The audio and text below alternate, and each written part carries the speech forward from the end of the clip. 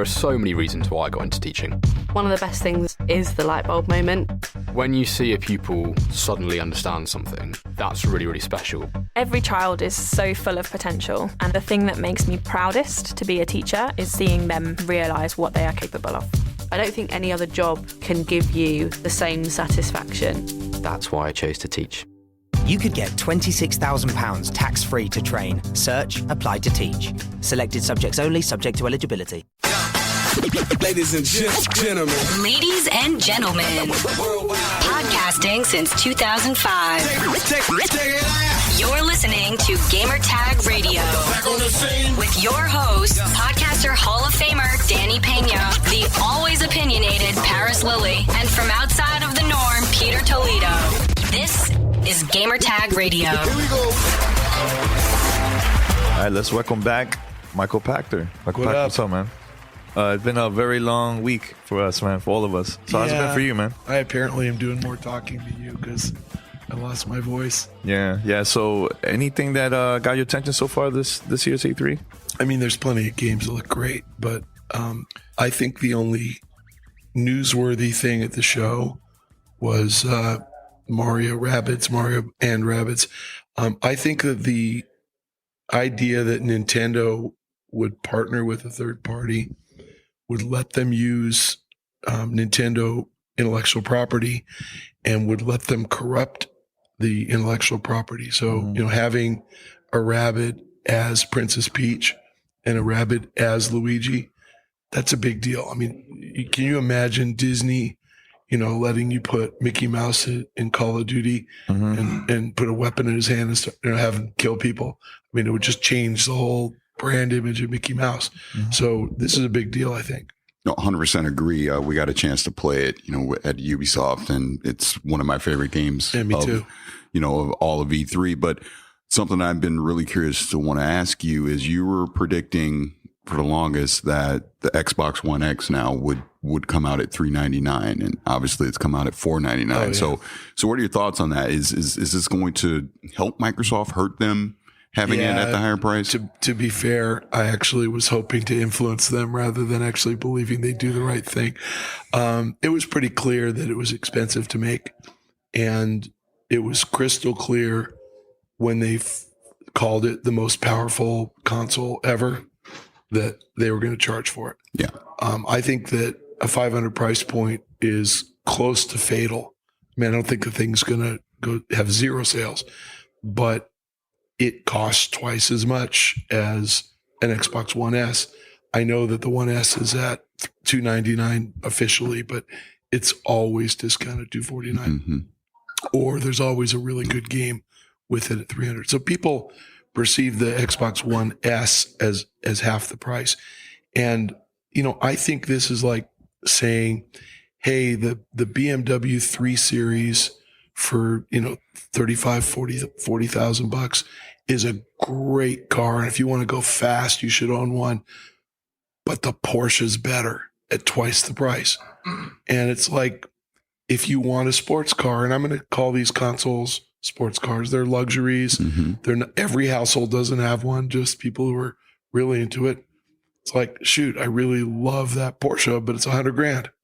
And the BMW's, 50. And you guys can answer for yourselves, double the price. You think about it. It doesn't matter if it's $10 versus $5. You just think about it because you got a limited budget and you got to figure it out. So I think Microsoft, by branding the X as the most powerful console ever, is advertising to a really tiny niche of gamers who actually get it. And I think that the message is lost, and especially here. I mean, this is just not the place that you launch a niche product. So, I mean, I can go on for this for half an hour, but you guys tell me, what's a teraflop? Like, I'll ask you now, how many teraflops is the PS4? How many is the PS4? The regular PS4? No, the regular one. I'm not sure. PS4 Pro is 4.2. Right. I heard that. I heard that from Microsoft. So, but I didn't know it before. And I asked them, I'm like, who knows what a teraflop is? What's the regular PS4? Any clue? I'm not sure. And Me either. Does it matter? Me either. Right. So it's sort of like saying that BMW is 320 horsepower, but the Porsche is 400 horsepower. Like, well, see, the way I look at it, you can only go 65 legally. Yeah. But the way I see it, like, just saying with Xbox One S and comparing it to what Sony's doing with the PS4 Pro, sure, the Xbox One X is more powerful, but at the end of the day, they didn't do anything, in my opinion, to convince someone like Danny, who does not own a 4K TV, to say, hey, let me go get a 4K TV so I can play this. If anything, they basically told everyone, we can super sample everything down and your 1S is just fine. All the games work on there. Why would I go pick it up? And then not to mention PS4 Pro is still $399, but at any point in time, they can say, hey, it's $350. Now we're $150 cheaper. And trust me, for Christmas, the PS4 Pro will be $349. I don't own a 4K TV, and this is this bad. I think we have like 7 televisions in my house because we have 5 bedrooms, and I think there might be, there's 7. So every bedroom has a TV. I've purchased 2 televisions in the last 18 months, and neither is a 4K. And I totally can afford it. And the reason I didn't buy one is the same reason that I think consumers won't buy an Xbox One X. I don't understand why, as of today, maybe I do, but I didn't understand why I need a 4K TV. There's no 4K television. You can watch Netflix and only some shows, and you can get a 4K DVD player, which fortunately I have in my my PS4 Pro. But other than DVDs, which I don't rent anymore, and Netflix, which I probably watch the shows that they have 10 hours a year, that are 4K. Why? So when I bought my last 2 TVs, the price difference was like $600. I paid $800 for one and $900 for the other, and they're big TVs. But the price difference is about $200 now. It'll be $100 in a year. It won't be a difference in 2 years. In 2 years, you won't be able to buy a 1080p TV. So I actually think what Microsoft is doing is getting out in front of that, so that when everybody, replaces a TV in their household, which takes about 6 or 7 years, but you buy a TV about every 6 or 7 years. But when everybody's finally bought one, they have the box that works on it. And that's fine, but they're asking you to pay for it too. And again, future proofing is one thing, paying for it is another. So putting a feature in the box that does that, that's cool. It's like putting a Blu-ray player in the PS3. None of us thought we needed one. When the PS3 came out, it was super expensive. We didn't buy one. Now, I don't know about you, but I've never owned a Blu-ray player. It's always been my console. So it was PS3, and I did rent DVDs. And I did rent Blu-ray DVDs. So Sony did me a favor, but I wasn't willing to pay for that. I think it's the same exact story. Mm-hmm. Do you think Microsoft muddled their message coming in, and then after the press conference, the lost opportunity for a price savings? One of the things that I really admire about Microsoft, but it drives me up a wall, is their messaging. And so your wording was interesting, because muddled is an interesting word. They definitely have a script. And every person I talked to there said exactly the same thing. So it was like, oh, it's all about consumer choice. It's all about giving you the option. And there's, these are different versions of the same Xbox, and you can trade up. And it was like, I heard the same thing over and over again. And every line was most powerful console ever, 6 teraflops. And it's like, the problem is, so to answer your question, it's a very consistent message. It's just not very clear. So nothing in there told me why I want one. And yes, I got to say, you guys were there. I was there. Inside the Xbox showcase, the 4K screen was incredible. Mm-hmm. And I totally could see how beautiful and clear it was. But that's like going to an IMAX movie and seeing how beautiful it is, and then thinking you're going to have that experience at home on your little television. Like, I don't know. They didn't sell me that if I get a 4K TV, I'm going to have this experience. Mm-hmm. Sony told us at the press conference, I think, they said somewhere, one of their press releases, that 50% of PS4 Pro owners have a 4K TV, which is kind of amazing. That's right. So PS4 Pro hasn't sold that many, but whatever it sold, 2, 3, 4 million, half of those people have a 4K. That means if you have a 4K, you want a 4K device. So I totally get why Microsoft thinks they're going to sell a lot. If I had a 4K, I'd be, oh yeah, I got to get the one that works with my TV. But only probably 10% of US households have a 4K and way below 5% rest of the world. Now, as I said, that price difference is coming in. By the end of this year, it'll be 20%. Next year, probably 35.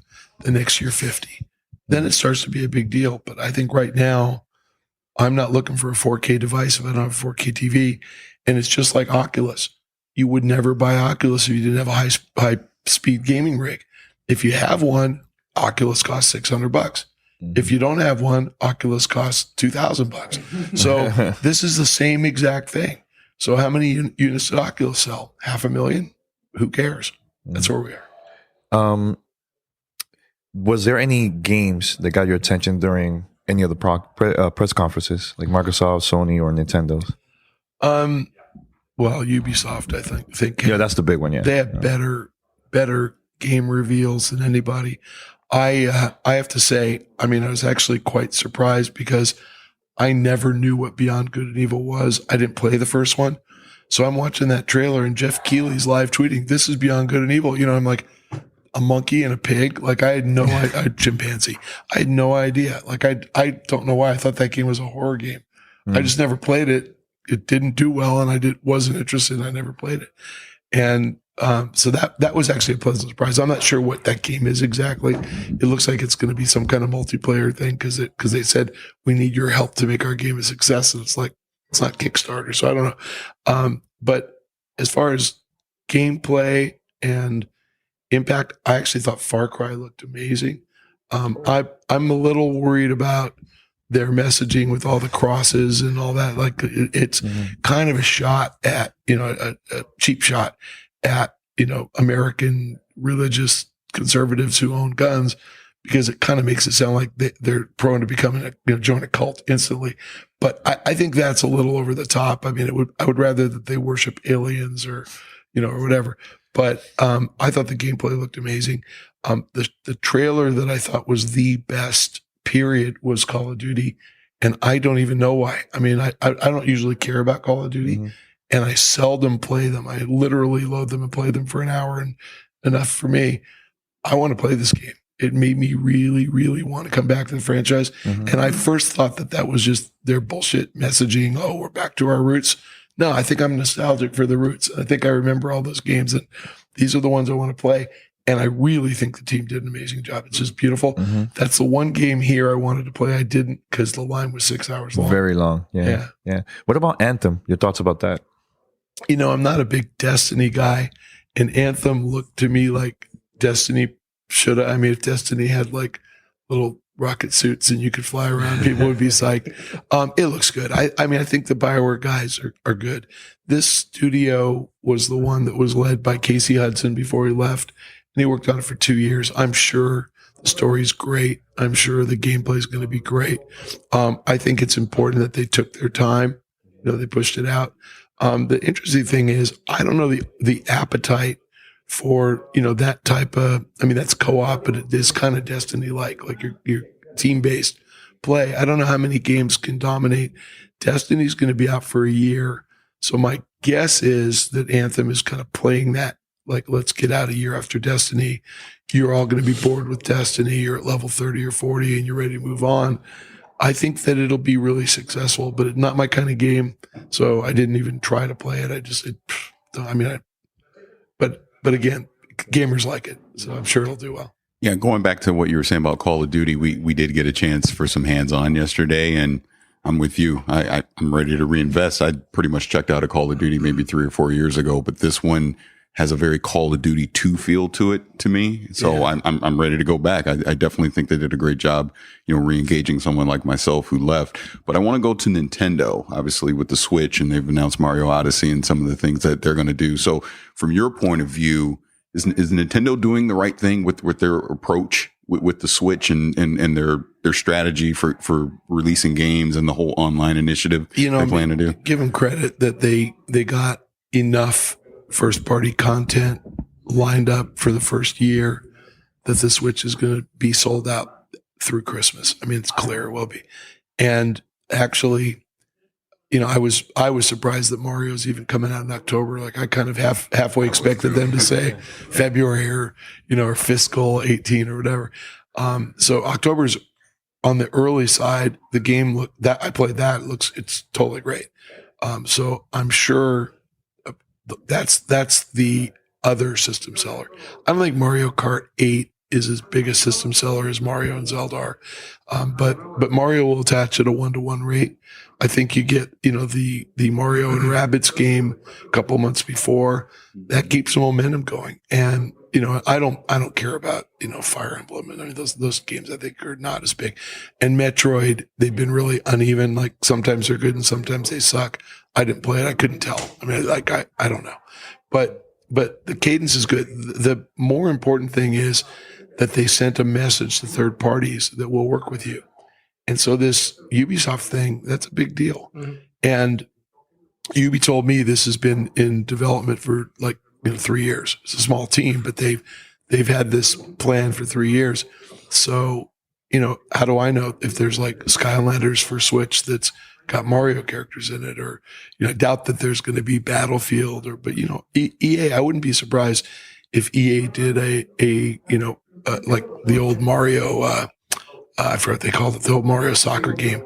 If they kind of did a FIFA. Yeah, did a Mario FIFA tie-in. I mean, that would be fun. I don't actually think that many FIFA players would take it seriously, but it still might be goofy and fun. Mm-hmm. So if they start doing stuff like that and they bring third parties back, it's a big deal. The big constraint is that the architecture is just too slow. And so if you're not making a game for PS3 or Xbox 360, you have to do a special ground up build for the Switch. And I don't see any publishers doing it unless they're really simple, inexpensive games to make. They're not going to spend $40 million to chase a 10 million unit Switch audience and sell 2 million units. They'll do it if it has Mario IP in it or in Nintendo IP, because they'll sell 5 million units and they'll make money back. And that's Ubisoft. So again, I'm really optimistic that the Switch is going to go down as one of the greatest handheld devices ever. I am less optimistic it'll be one of the greatest consoles ever. And again, I've never docked mine. I don't play it like that. I know, I actually did this on Jeff Keighley's E3 YouTube show. Mm-hmm. I said, I've not met a single person who's docked it. And I got back 40 or 50 comments on Twitter. Right away. 39 of them going, "You're right." And one going, "You're crazy. I dock mine all the time." I mean, but I think that's the point. It's, I don't know if those are good numbers, but right. I think a very small percentage of people play Switch primarily as a console. And I think a not much bigger, piece even play it on a console at all. I'd say probably fewer than a quarter of users actually use it frequently on the console. And most of us use it as a handheld. So it's the best handheld I've ever played. It's a beautiful screen. Big, and in your lap, it's giant, and you're just totally immersed in it. And the controls feel right on the sides of the screen. So I think it's a phenomenal device. And the crazy thing is, we start out, $500 for 6 teraflops is too much. $300 for a hundredth of a teraflop is fucking awesome. No, you know what I'm saying? So, but the point there is, I think the Switch is really expensive too, but we have in our heads consoles cost $300. I almost think they were brilliant pricing it there, because we have a pain tolerance of $300. It's kind of like, what do you pay for a hamburger? You just have this, if it's over $10, they're ripping me off. Mm-hmm. You just have this thing in your head that this is what stuff should cost. It should be a good burger at $10, right? Right. But if it was 20, you'd be offended. You'd be like, what are you charging me $20 for a burger for? And if they told you that they massage the calf, Wagyu beef. Yeah, exactly. But you're like, give me a burger. So I think that's, again, it's not really that anything is overpriced or underpriced. It's relative to expectations. So I think the Switch is going to do really well. And again, I doubt they're going to make many more than 1 million a month all year. So when they say 10 million, they'll probably sell 12. But if demand stays up there, maybe they'll pump it up, and maybe I don't think demand really ever will get to 18 a year, but we'll see.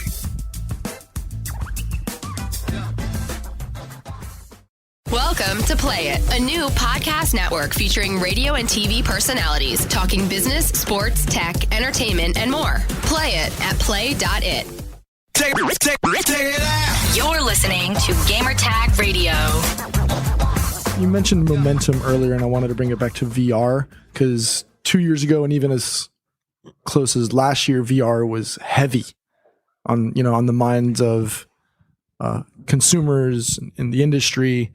This year, it kind of seems like the whole focus of VR has shifted kind of like to the periphery. It's not up front. What are your thoughts on that? Do you still think it's going to be something that consumers and the industry is going to target as a legitimate genre or platform? Sony is pretty committed, and I think that Sony is going to probably promote PlayStation VR at holiday. I think they'll make a big push. You can count all the games on VR that are fun. Resident Evil and Star Trek Bridge Deck, and that's it. I mean, I don't think there's another one that are real games that you actually want to play and you put hours into.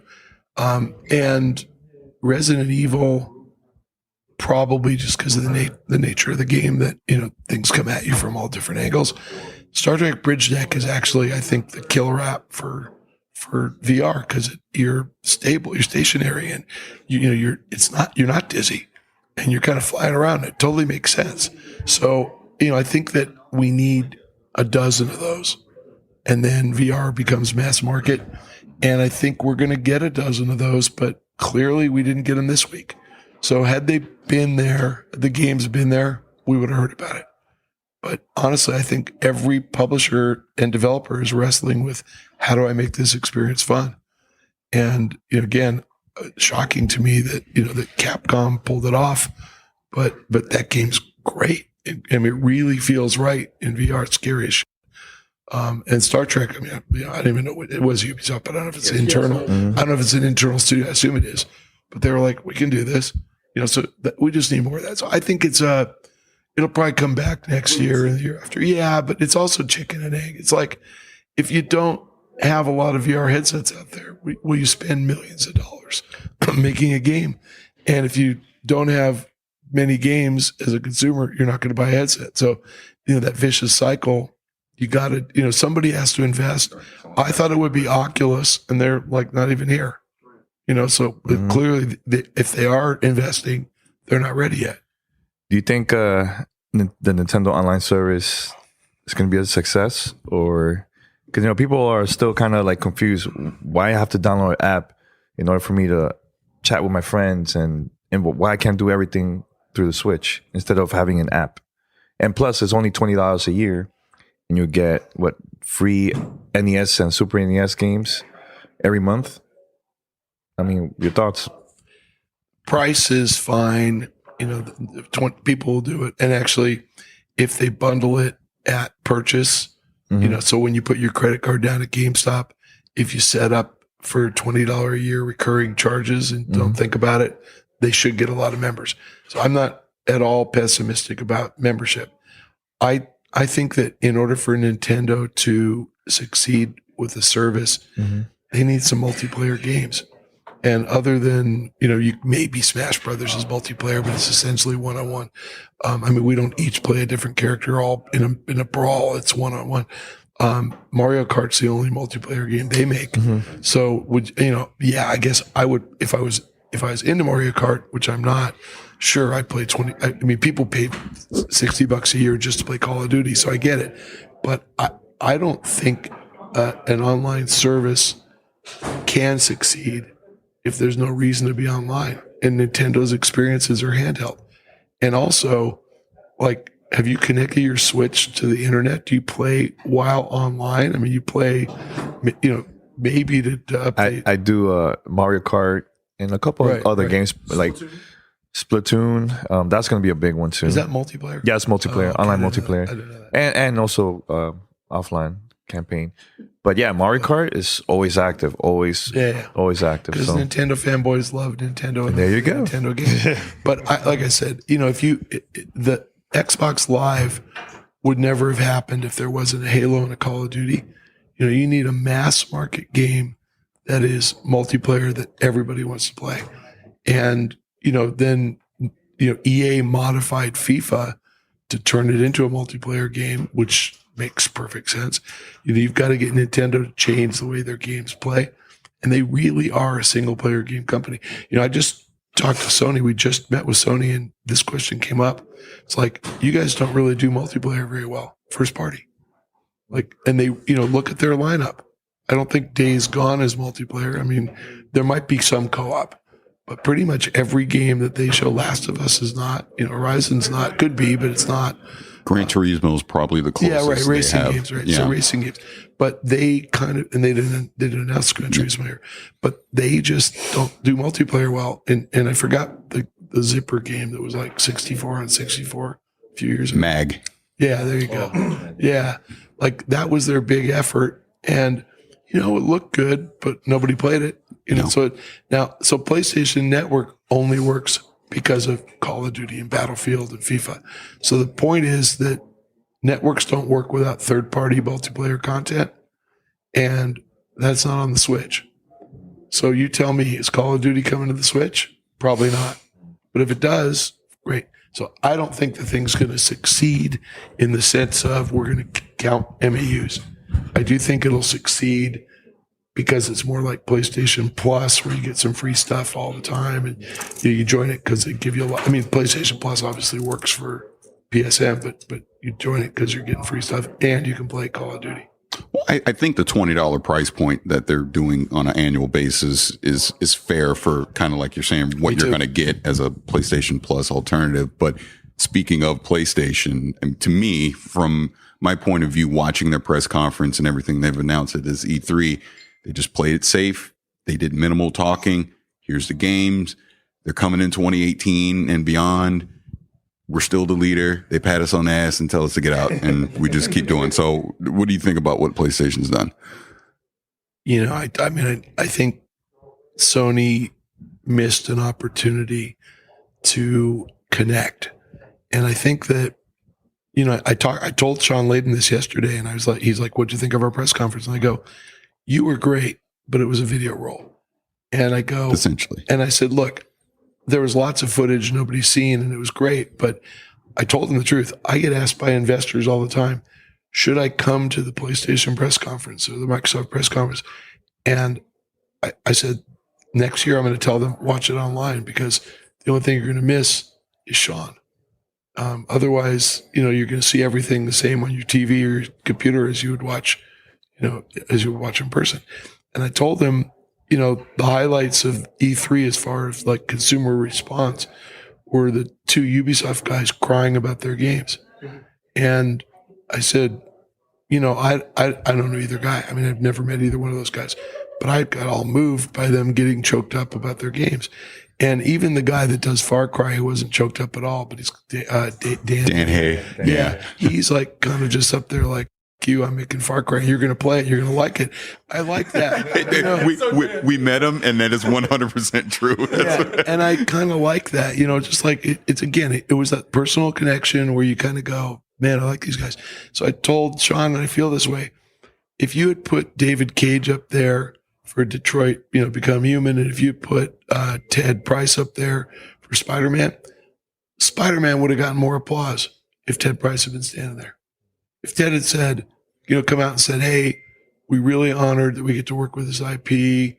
We really put our heart and soul into it. Here's our trailer. I hope you like it. Oh my God, people would have just kind of been falling over themselves. And the thing is, those guys are here. It's not like, it costs any money to put them on stage.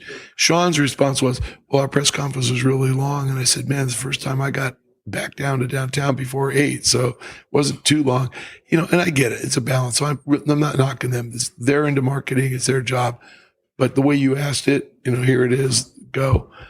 I would rather engage. I think consumers want to, the consumers like to know who these people are. I mean, there's a reason that people pose for selfies with me. Mm-hmm. They get into that stuff. Mm-hmm. So everybody knows who Jeff Keighley is. Sony needs to make Ted Price a star. It reminds me of when we were at the Xbox press conference, and I get to see, Aaron Greenberg and a couple other Xbox, the team. They were just hanging with the fans, hanging out, sitting down with them, during the press conference. Right, exactly. You know, like little things like that. I think we need to see that more. I think. I agree, and you know, I think in particular, Nintendo missed a huge opportunity. Like they had no events, other than a competition or whatever, and they were nice. I mean, they reached out, and I had a meeting with Doug Bowser, who's the marketing guy. But while I was seeing Doug Bowser, I went over to get a cup of water, and there's Reggie playing arms with Mr. Kimishima, and everybody's gathered around inside the upstairs private, Nintendo booth. And I'm like, if Reggie and Mr. Kimishima are here, why aren't they meeting with us? I don't mean me one-on-one. I mean us in a group setting. Like, frickin' spend the money, spend $50,000 and have a 1-hour press conference instead of just releasing it as a Nintendo Direct. And I don't think the company they don't understand the opportunity E3 presents itself for them to really connect with fans. I don't think a Nintendo Direct stream is as powerful as a press conference in front of 15,000 people screaming and that we're not worthy. They need that. So again, I think opportunity missed, and Microsoft at least captured that. Ubisoft did it better. No knock on Microsoft. Ubisoft just really got it. Yeah. So, and speaking on Nintendo, I think they do that simply because they want to close and lock down what gets released and control the message coming out. And in doing so, preventing the leaks. This is one of the first E3s where we've had really, really low occurrences of leaks occurring right as or right up to the press conference. And how do you feel about that? And, the media releasing info, whether it be, voluntarily or involuntarily, how do you feel? This is just a personal preference. Like, I don't care about surprises at all. So I'm not the guy who buys a gift for my wife and hides it for 3 weeks and keeps it in a different room and then springs it on her. Then she's the person who loves being surprised. So I don't know. I don't think it matters if I find out about something the week before E3 or at E3. I'm still going to see more at E3. But I think it's the opportunity to connect. Yes, you're right. Nintendo wants to control everything, but controlling it to the point where there isn't something to offer is stupid. So all I'm saying is they missed an opportunity to connect with fans, and everybody loves Miyamoto. Why is it that the only place I see him is on the Ubisoft stage? If he's here, put him on stage. Revel in your success. Jump around and say, we're really proud of what we're accomplishing with the Switch. I just think that they're fools for coming all the way here and then not spending that last $50,000 to be, they spend enough on this show. They spend millions on this show. And maybe I'm wrong and it's $500,000, but who cares? It's like the fans deserve it. And I don't think Nintendo Directs you can do those all year. You don't do those at E3. I just think they did the wrong thing. And this year is the first time E3 is open to the public now, and there's been a lot of fans. Yeah, I think that the backstory behind this is EA wants a fan show. ESA didn't. EA essentially pulled out of ESA or pulled off the floor and said we're going to do our own thing, and ESA put in fans to bring EA back. So I think that's what's really going on. I don't think they're managing it correctly, and it's making the show floor too crowded because we don't go in there all day, every day. So there can be 35,000 of us, but we're over at the Marriott or we're, somewhere else. Upstairs. Yeah. And so by adding only 15,000, they've doubled the number of people on the show floor. Those are the guys that are waiting 6 hours in line for Call of Duty. I don't have 6 hours to wait. We get those fast tracks. I don't use them. I don't like doing that. But they're the ones who are clogging the place up. So I think they need to manage this better. And so I think they should have limited hours on the show floor. They should only be able to go on, say after 2 o'clock or something. So 10 to 2 is industry only and 2 to 6 is them. I think you could move Cantia Hall, which is empty. You could turn that into a consumer, showcase, so they could walk around and see booths, but they couldn't stand in line to play games, and they could put the games down there. That could be open 24 hours. You can let them play at 3 a.m. Who cares? There's stuff you could do here that would be more efficient, but they'll learn. There's just growing pains. And again, they're clogging restaurants. They're clogging everything. Again, it's a free country. They're entitled to go to the restaurants, but it's just harder to get around, period. And what about EA Play? This is like now their second year doing it. So yeah, moving away from downtown, I think was actually selfish, and I don't think it was. I mean, it pulls their fans away from here, which is fine, but it makes it really hard for the rest of us. Like, we got to schlep out to Hollywood and come back. Like I said, same thing. If I were EA, move back. Let EA take over Cantia Hall and make that the EA Play location. Because again, it's different entrance. They will have a different color badge, but they could be around here. We'd have the same vibe. And I would actually maybe just turn Cantia Hall into the fan show. Period. And have demos of every game down there just for fans. You don't need the big booths the way they are, the big, beautiful booths. You could just literally have demo station after demo station, kind of lined up. And the fans could come in and see the spectacle, in the afternoon and go down there and play games. Because it really isn't that expensive. It's people, but the real estate's paid for. We have the whole convention center. Albert, thanks, Pachter. Always. My pleasure. Yeah, a lot of fun, man. Thanks a lot. Sorry, I have no voice. No problem. This episode of Gamertag Radio is sponsored by Western Digital. With WD, you're now able to get solid-state drives and hard drives to fit your unique needs. When you add the superior performance of a WD solid-state drive to your PC, you get blazing race speeds so you can boost your system quickly or load games and other applications in a snap. Combined with a reliable WD hard drive, you get up to 6 terabytes of storage to keep your games library, direct feed video, podcasts, and more, all in a single place. And for limited time, Gamertag Radio listeners can get 20% off a WD solid-state drive with coupon code WDGTR. That's WDGTR. Find out more at WDC.com/GTR. And here's the thing, Danny, about this deal that we have right now with Western Digital and their blue SSD drives and their SSHD drives. I have an SSD drive, which allows me, gaming-wise, as a gamer, that's something you're going to want in your PC because it's going to allow you to get quicker load times. You're going to get, access to everything you want in a snap. And then I also have an SSHD drive, which is a hybrid that has basically an SSD cache along with a standard hard drive. So I get load times quicker in that as well. And I have a 4 terabyte version. I've been doing a lot of 4K game capture and I've been doing video editing. I need that storage. So again, if you want a great deal on some solid state hard drives, go to WDC.com/GTR. Use our coupon code WDGTR.